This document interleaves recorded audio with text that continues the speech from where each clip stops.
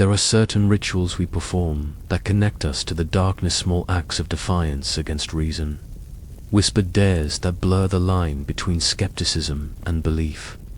Stand before a mirror in a darkened bathroom. Let your eyes adjust to the dim reflection staring back at you. Now, speak the name, once, twice, 3 times, 4, by the 5th utterance.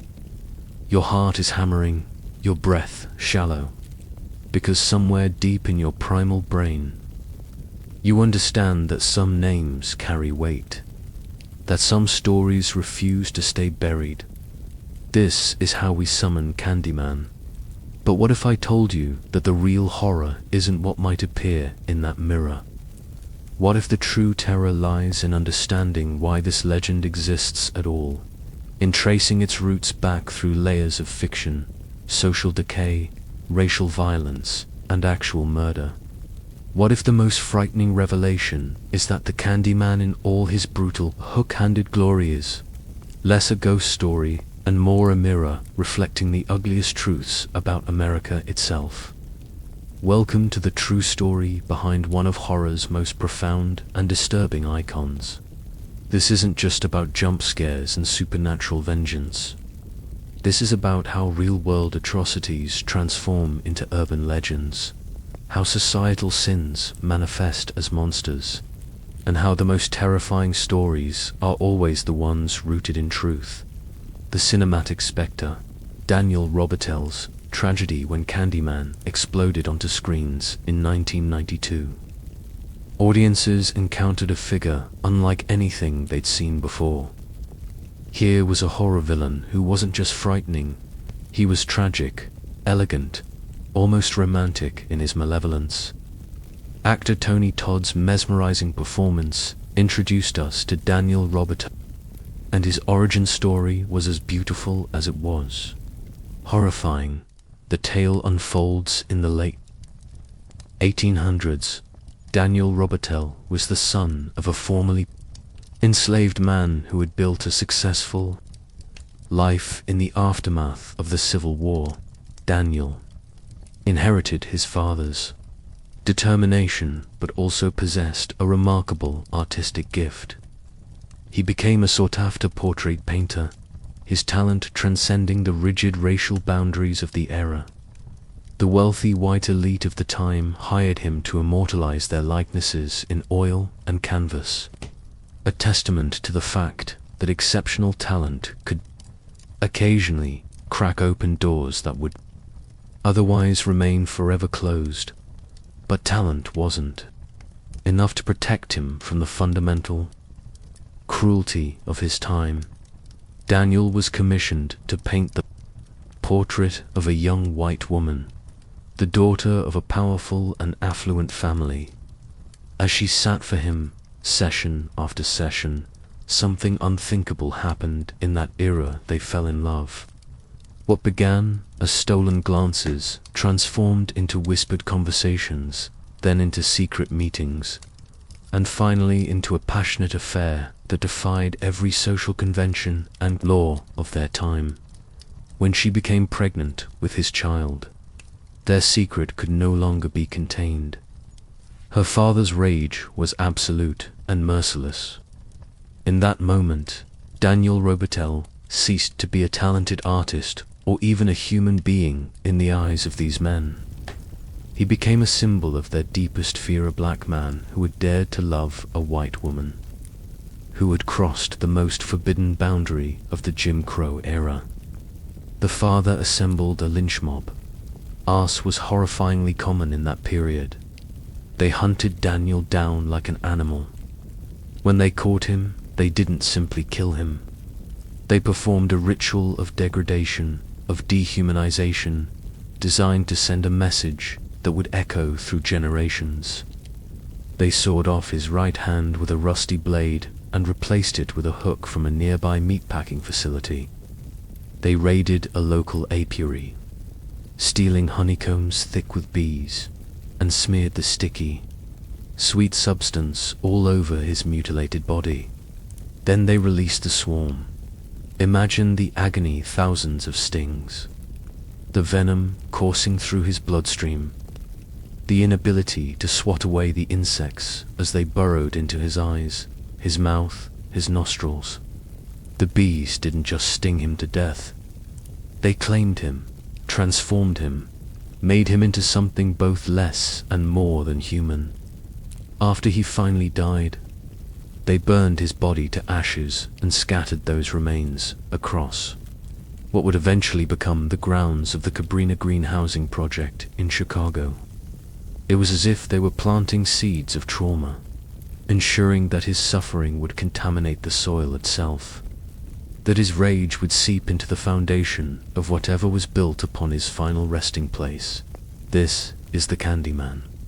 We know a victim transformed into a monster, a man whose love was punished by the most brutal form of racialized violence, who now haunts the mirror seeking victims to join him in death, perpetuating the cycle of violence that created him.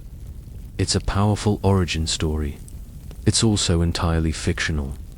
The literary source, Clive Barker's vision. To understand where Candyman truly began, we must travel across the Atlantic to Liverpool, England, and into the twisted imagination of horror master Clive Barker. In 1984, Barker published a collection called Books of Blood, which contained a short story titled The Forbidden. This was the seed from which the Candyman would eventually grow. Though the creature described in Barker's original tale was vastly different from the tragic figure we see on screen, Barker's Candyman wasn't Daniel Robitaille. He wasn't even particularly human in appearance. The story describes him as a bizarre, unsettling figure with waxy, unnaturally colored skin stretched tight over an ambiguous frame. He wore a patchwork coat that seemed assembled from discarded fabrics. And yes, he had a hook where his right hand should have been.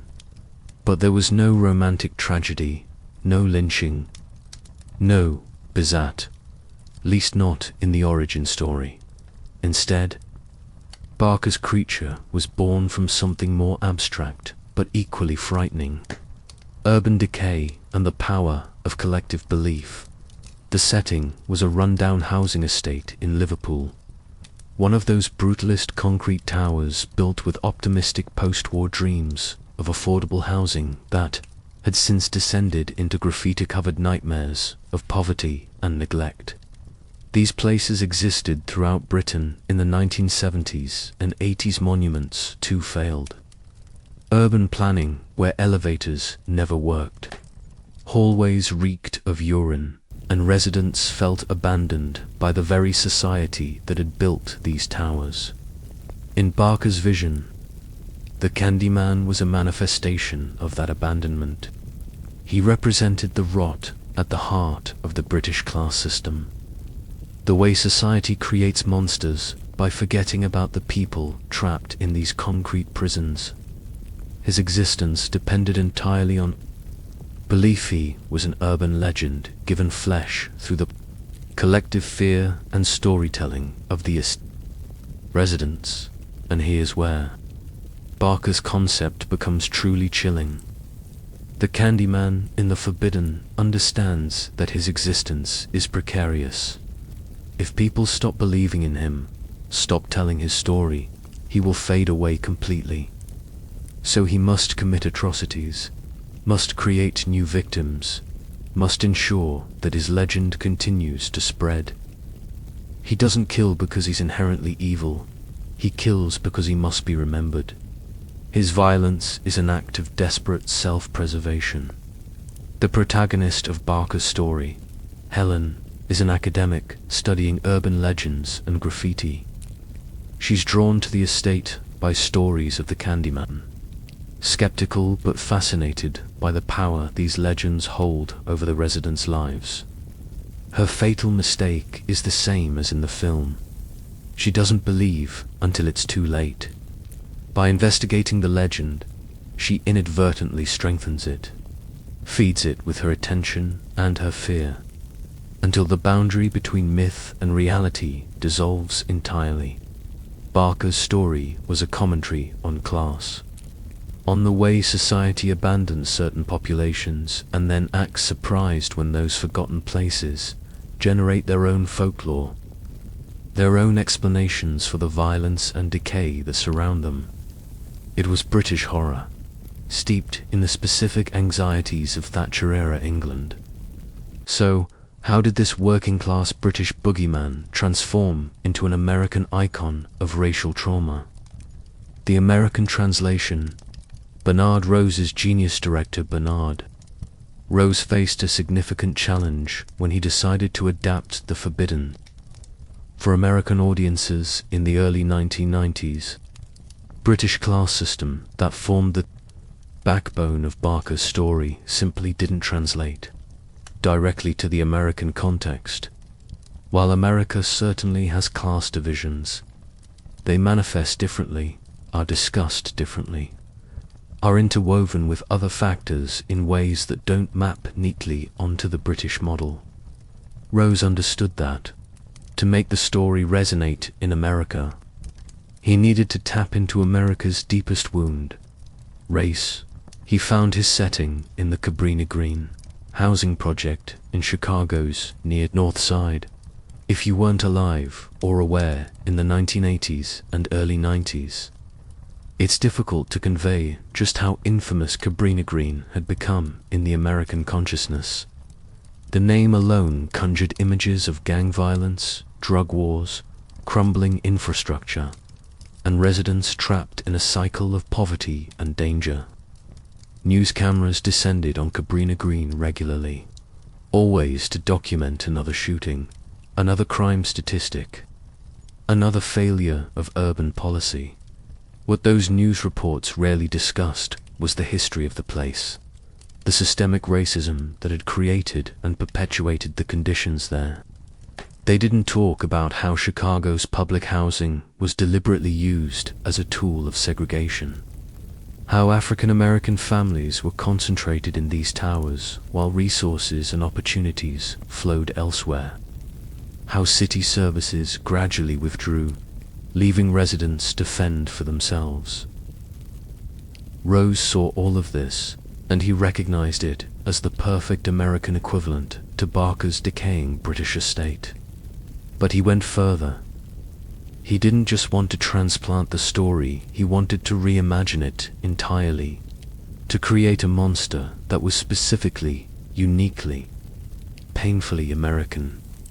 That's how Daniel Robitel was born, by grounding Candyman's origin in the historical reality of lynching. Rose transformed the character from an abstract representation of urban decay into a personification of America's racial sins. This wasn't just clever adaptation. It was a profound act of social commentary disguised as horror cinema. The lynching of black men in America, particularly in the period from the end of the Civil War through the mid-20th century, was terrorism in its purest form. These weren't spontaneous acts of mob violence, they were public spectacles, often advertised in advance, attended by crowds numbering in the thousands, including women and children. Photographs were taken and sold as postcards. Body parts were kept as souvenirs. The crime that most commonly triggered lynching was exactly what Daniel Robitel is accused of in the film: having a relationship with a white woman. The mere accusation, true or not, could result in torture and death. Thousands of black men were murdered this way, their stories erased, their names forgotten, their bodies disposed of without ceremony or dignity. By making Candyman a victim of lynching, Rose was giving voice to this silenced history. He was creating a monster who demands to be remembered, who refuses to let his story be buried, who emerges from mirrors those perfect metaphors for reflection and self-examination, to force us to confront what we'd rather forget: the bees. Absent from Barker's original story, became crucial to this American version. They represent the persistent buzz of historical trauma, the collective sting of thousands of individual acts of racial violence. the swarm of whispered stories passed down through generations. They're beautiful and terrible simultaneously, just like the legend itself. The reality behind the mirror. Medicine cabinet murders, but Rose didn't stop with historical allegory. He wove something even more disturbing into his film, true crime. While researching urban legends for the screenplay, Rose learned about a series of crimes that had been occurring in Chicago's high-rise housing projects. Criminals had discovered a horrifying vulnerability in the way these buildings were constructed. The medicine cabinets in the bathrooms were built into the walls in such a way that they backed onto the medicine cabinets in adjacent apartments. In vacant units, someone could break through the thin wall behind the cabinet, creating a passage between apartments. This meant that residents could lock their doors, secure their windows, do everything right and still. Something could emerge from their bathroom wall. The most tragic case involved Ruthie Mae McCoy, a resident of the ABLA Homes project on Chicago's west side. On April 22, 1987, Ruthie Mae called 911 in terror. She told the operator that someone was trying to break into her apartment through the bathroom cabinet. She was frightened, desperate for help. The police didn't take her seriously enough. When they finally arrived, they didn't force entry immediately. By the time they got inside, Ruthie Mae had been shot 4 times. She died at the hospital.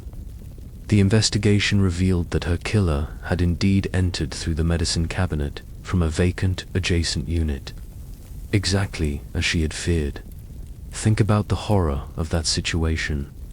Imagine calling for help, explaining exactly what's happening, and not being believed. Imagine being right, knowing you're right, and dying anyway because no one took your fear seriously.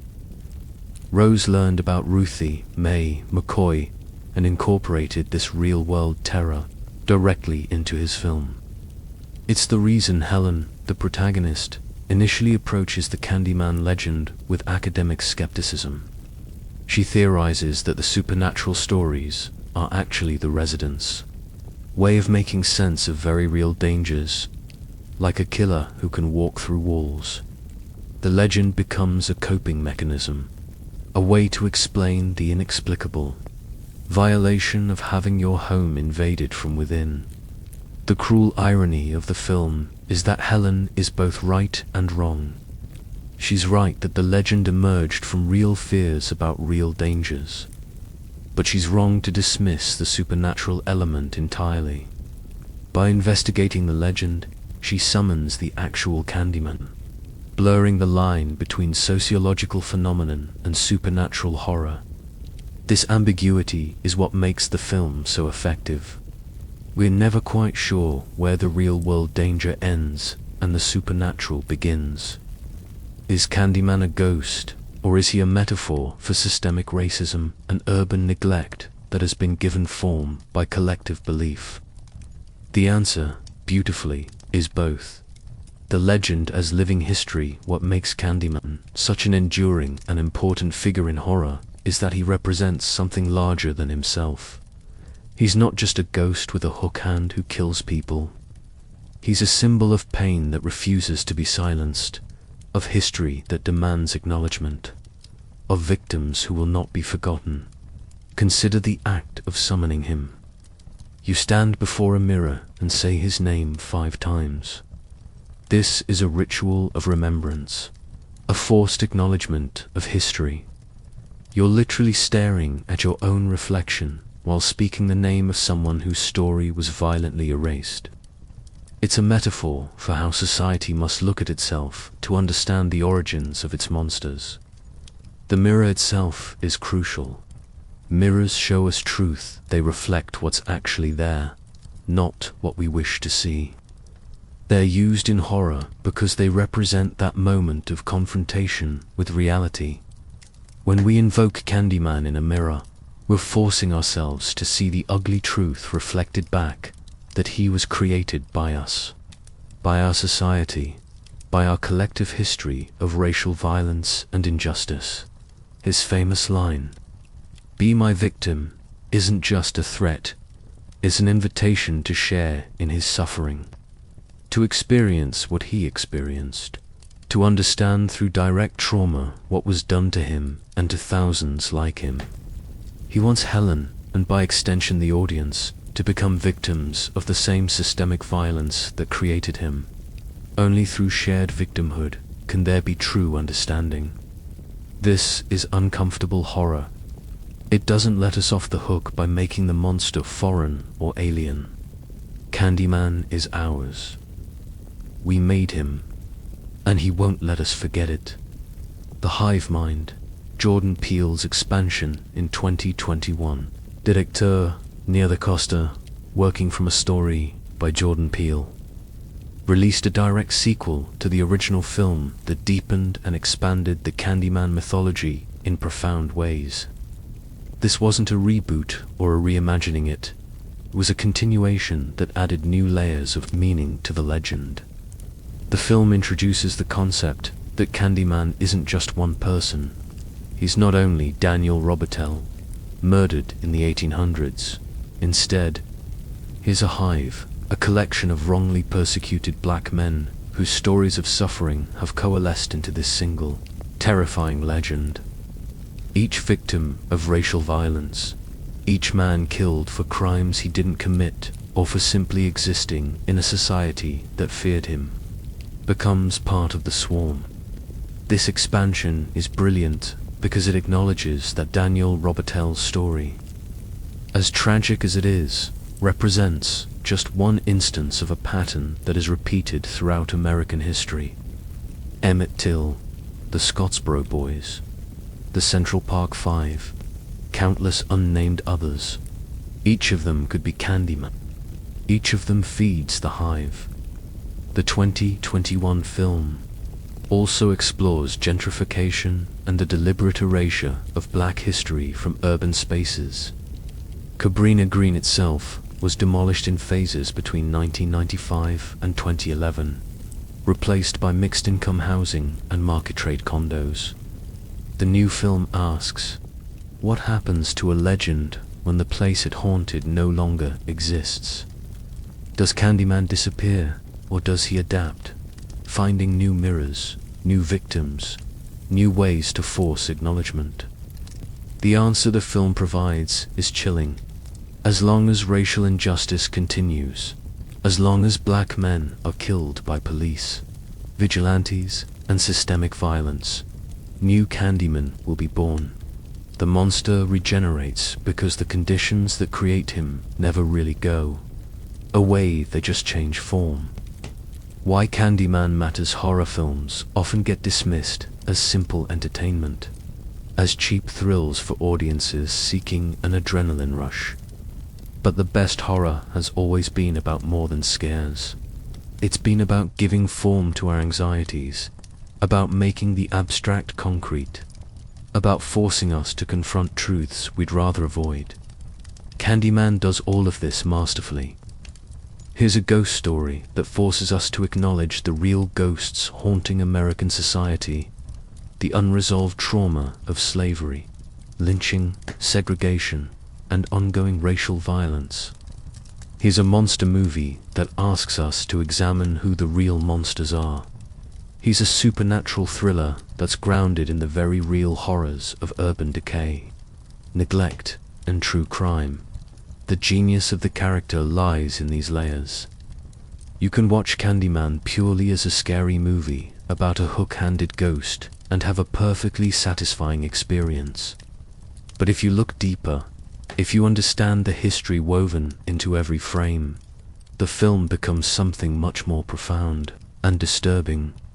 It becomes a mirror, and what we see reflected back isn't comforting. We see Ruthie Mae McCoy ignored by the police until it was too late. We see Daniel Robitel torn apart by a mob for the crime of loving across the color line. We see thousands of unnamed victims of lynching whose stories were never told, whose graves are unmarked, whose deaths were celebrated by crowds of spectators. We see a country that has never fully confronted its sins, that builds new condos over the sites of old traumas without acknowledging what happened there, that mistakes forgetting for healing. Candyman won't let us forget. That's his purpose. That's why he kills. Not from simple malevolence, but from a desperate need to be remembered, to ensure his story and, by extension, the stories of all the forgotten victims he represents continues to be told. The final summoning. So, what is the true story behind Candyman? It's all of it. It's Clive Barker's abstract meditation on urban decay and the power of legend. It's Bernard Rose's brilliant adaptation that grounded the story in America's racial trauma. It's the real murder of Ruthie Mae McCoy and countless others whose fears were dismissed until it was too late. It's the thousands of lynching victims whose names we'll never know. It's Jordan Peele's expansion into a collective mythology of black suffering and resistance. It's the understanding that our monsters are never really fictional.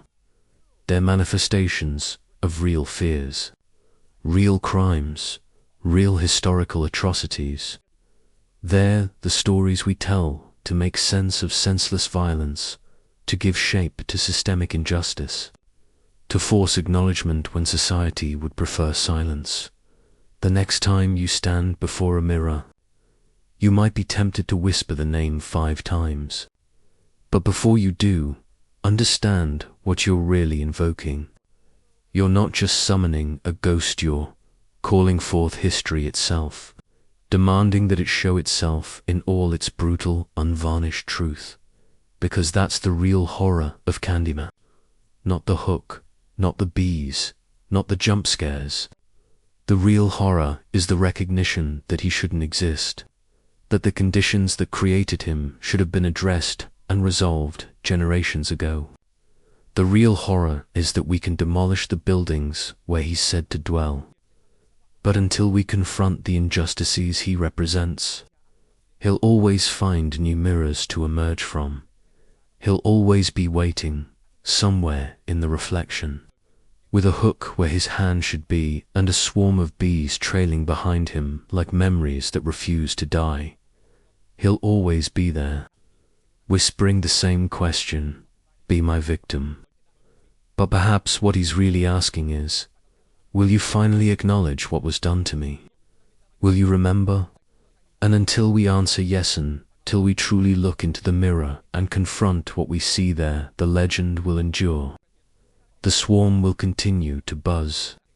And somewhere, in a darkened bathroom with a locked door, someone will say the name 5 times. And he will come. He always comes. Because the truth always does.